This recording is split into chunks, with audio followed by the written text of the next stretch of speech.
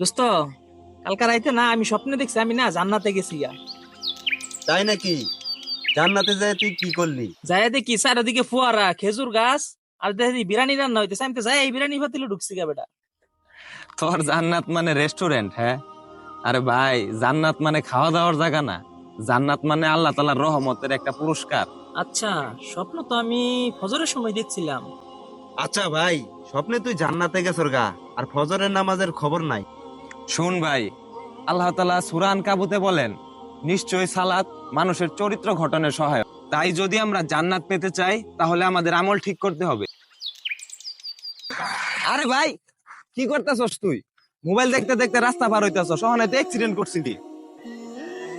আরে ভাই, চিন্তা করস কে, আল্লাহ তো আছে।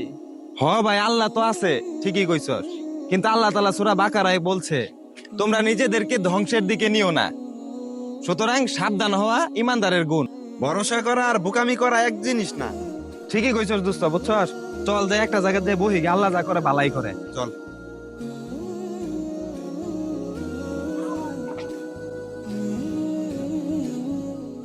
আচ্ছা দোস্ত, আল্লাহ কি সবকিছু দেখে?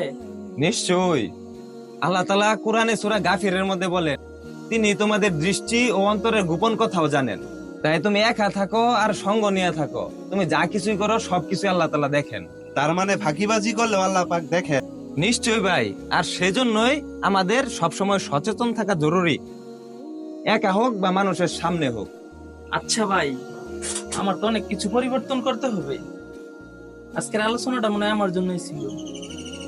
ফজরের নামাজের আমরা সেট করি, আজকের থেকে আর নামাজ পড়া মিস করবো না।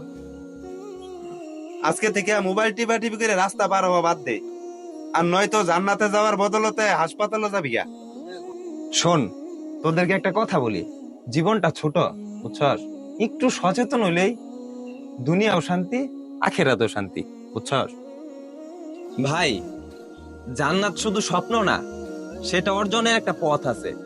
চলুন সচেতন হই, নামাজ কায়েম করি এবং গাফেলতা ত্যাগ করি। আল্লাহ আমাদের সবাইকে হেদায়েত দান করুক। আমিন। এই ভিডিওটা শেয়ার করুন, হতে পারে আপনি কারো জীবন বদলে দিবেন।